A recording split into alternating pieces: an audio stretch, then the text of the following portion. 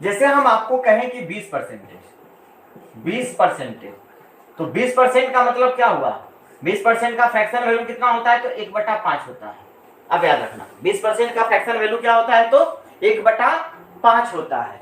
तो 1/5 में ना ये हमारा परसेंटेज वैल्यू है, क्या परिणाम है।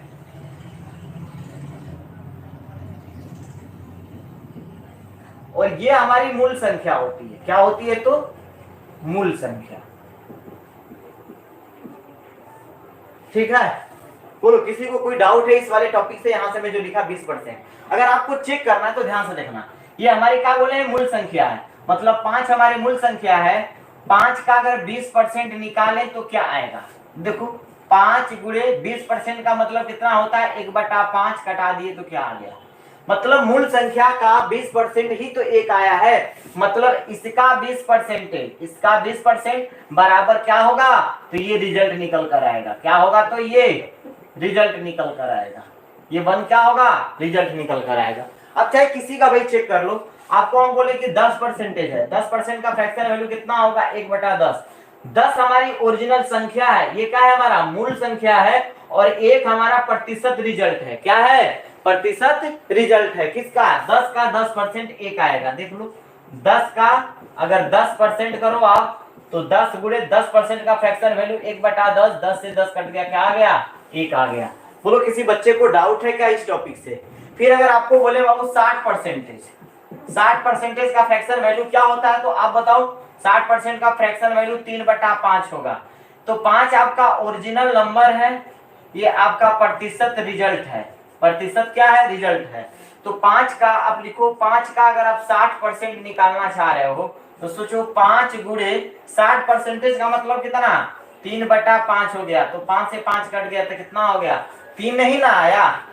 अब बोलो किसी बच्चे को कोई दिक्कत है क्या इस टॉपिक में, तो याद रखना अगर किसी परसेंटेज को जब फ्रैक्शन में चेंज करते हो तो उसका जो डिनोमिनेटर होता है हमारा ओरिजिनल नंबर होता है, क्या होता है, वो ओरिजिनल नंबर होता है, और जो मेरा न्यूमिनेटर होता है बाबू, वो हमारा क्या होता है, प्रतिशत रिजल्ट होता है, ओरिजिनल नंबर का परसेंटेज रिजल्ट है वो। ठीक है, चलिए अगर आपको जैसे कोई भी कह दे, आप बताओ, आपसे कहे कि 1/5 दिया गया है, सोच लो 1/5 दिया गया है, तो ये कितना परसेंट है, कितना परसेंट है, क्यों 1/5, हमने आपको बोला है ये तो ओरिजिनल नंबर है, ओरिजिनल नंबर है, ये हमारा परसेंटेज रिजल्ट आएगा। तो 5 का मान लेते हैं x%, 1% बराबर 1 है, 5 का x%, यहाँ का परसेंटेज मुझे नहीं पता था, उसको हमने x मान लिया बराबर 1 है। 1/5 पता है आपको 20% होता है, तो 20% आना चाहिए, तो 5 गुणे कितना होगा, x बटा में 100 बराबर 1, 5 से घटा दो 20। आप बताओ x का मान कितना आ गया बाबू, तो 20% नहीं आ गया।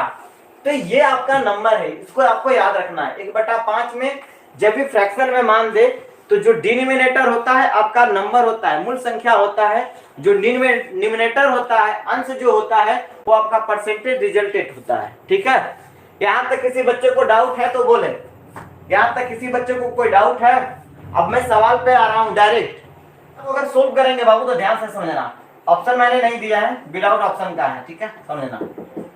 पहले 37.5% की बात करेंगे, तो 37.5% कितने को रिप्रेजेंट करता है, तो मुझे बता दो, 3/8 को, 3/8 बोलो, 3/8 को रिप्रेजेंट करेगा ना, 37.5% 3/8 को। हमने आपको बताया था कि ये जो नंबर होता है आपका क्या होता है, तो मूल संख्या होता है, क्या होता है, तो मूल संख्या, और ये जो नंबर होता है प्रतिशत परिणाम होता है, प्रतिशत परिणाम होता है। बोलो किसी को कोई दिक्कत है, यहां तक हमने यही बात बताया था ना कि अगर किसी परसेंटेज का मान अगर आप फ्रैक्शन में लिख देते हो तो फ्रैक्शन का जो डिनोमिनेटर होता है वो मूल संख्या होती है, जो न्यूमरेटर होता है वो प्रतिशत परिणाम होता है।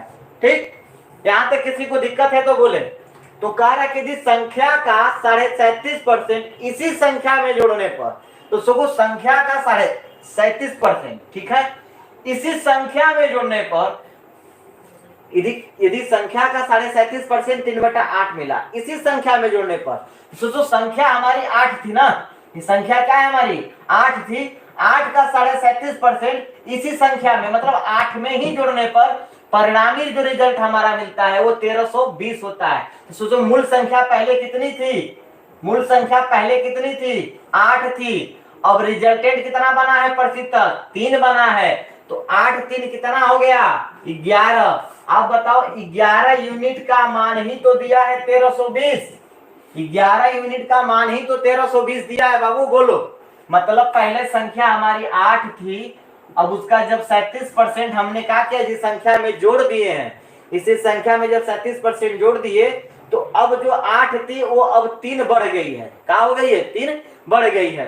तो 8 और 3 कितना हो गए, 11, और 11 यूनिट का ही मान तो 1320 दिया गया है। तो सोचो यहाँ से 1 यूनिट का मान कितना आएगा, तो 1 यूनिट बराबर कितना, 13 से भाग दे दो इसमें, तो 11 एकम 11, 11 दूना 22, 120 आ गया। 1 यूनिट का मान 120 हो गया। आपसे क्या पूछा है, तो मूल संख्या क्या होगी, मूल संख्या 8 ही ना है, तो 8 यूनिट का मान कितना होगा, तो 8 यूनिट बराबर कितना, 120 गुणे 8, 12 8 96, मतलब 960 हो जाएगा। बोलो किसी को दिक्कत है यहाँ। अब ध्यान से देखो, अगर मान लेते हैं कि हम संख्या को x मान लिया, ठीक है, हमने मान लिया कि लेट नंबर बराबर कितना, तो x मान लिया। तो कह रहा x का 37.5%, x का 37.5% निकाल लो, 37.5%, मतलब x गुणे 3 बटा कितना 8 बराबर कितना हो जाएगा, तो 3x बटा में 8। अब क्या कहता है, यदि संख्या का 37.5% इसी संख्या में जोड़ने पर, तो प्रश्न से क्या कर रहा है, अकॉर्डिंग टू क्वेश्चन क्या कर रहा है बाबू, कि संख्या का 37.5% कितना आ गया, उसी संख्या में जोड़ने पर, तो x का x प्लस 3x बटा में 8 बराबर ही तो 1320 दिया गया है। 8 3 कितना हो जाएगा यहाँ पे, 11x बटा में 8 बराबर 1320। अब 11 से कट जाएगा 120 बार में, तो x का वैल्यू कितना आ जाएगा, 960। क्रॉस मल्टीप्लीकेशन कर देंगे। तो देखो ये भी तरीका है, ये भी तरीका है। अब जिससे इच्छा करे आपका उससे बना लीजिए। 62.5% का मतलब क्या होता है, फ्रैक्शन वैल्यू क्या होगा, तो 5 बटा कितना होगा, 8 होगा। तो 8 का 62.5% ही 5 है, याद रखना, ठीक है। मतलब 8 का 62.5% करेंगे तो 5 आएगा।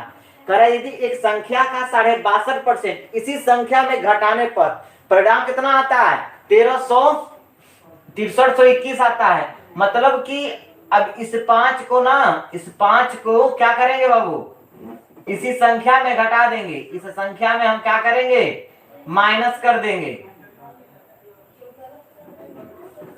मतलब इस माइनस हमको क्या करना है, घटा देना है। तो सोचो पहले संख्या हमारी 8 थी, 8 में से हमने 5 घटा दिया, तो अब संख्या कितनी बच गई, 3 बचा ना भाई। 8 थी, 8 में से हमने 5 घटाया 3, तो घटाने पर परिणाम कितना होता है, तो 3 यूनिट का मान कितना दिया है, अब बताओ 3 यूनिट का मान ही तो दिया है 6321। तो सोचो 1 यूनिट का मान कितना होगा, 3 दूना के 6, 3 एक कम 3, 0 3 7 21, मतलब 1 यूनिट का मान कितना आ गया बाबू, तो 1 यूनिट का मान 21, 0 कितना हो गया, 7 हो गया। आपसे पूछा है तो मूल संख्या ज्ञात कीजिए, तो मूल संख्या कितनी है, 8 ही यूनिट ना है। तो 8 यूनिट बराबर कितना हो जाएगा बाबू, 8 यूनिट का मान कितना है, 21, 0 7 गुणे कितना 8, गुणा करो 8 7 56 के 6, 8 0 कितना होगा 5, 8 एक कम 8, 8 दूना कितना 16, 16 856 आपका आंसर होगा। नोट कर लो 16 856।